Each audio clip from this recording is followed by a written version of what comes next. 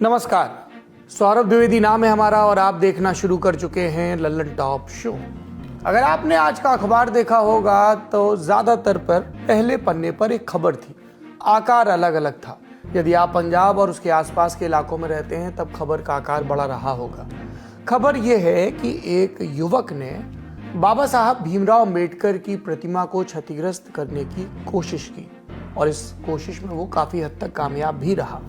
उसके बाद से तनाव है और ये पूरा मामला जैसे एक जाति की अस्मिता से जुड़ा हो गया हो, जबकि इस विचार में समस्या है क्योंकि बाबा साहब भीमराव अंबेडकर सिर्फ दलितों के नायक नहीं हैं, वो पूरे देश के नायक हैं।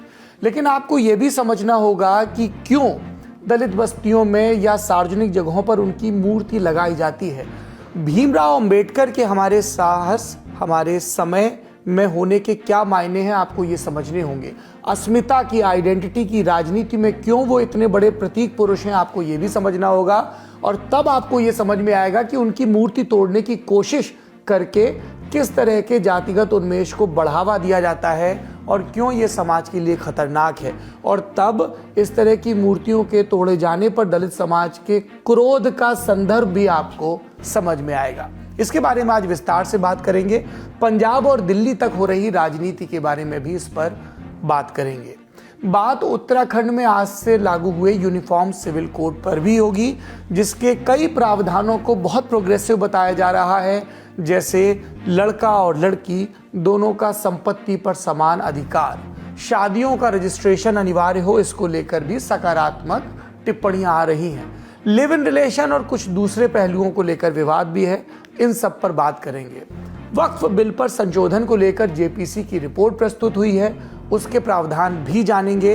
क्या संस्तुतियां हुई हैं बहुमत के आधार पर, पक्ष विपक्ष की राय क्या आई है, ये जानेंगे। बीजेपी के एक पूर्व विधायक हैं, इन दोनों शूटर बने घूम रहे हैं। उनके निवर्तमान विधायक होने के पीछे जो वजह हैं, यानी जो मौजूदा विधायक, उनके परिसर में जाकर गाली गलौज करना, फायरिंग करना, धमकाना और इन वीडियोस को सोशल मीडिया पर अपलोड भी करना, इस प्रसंग का भी हालचाल आज लिया जाएगा।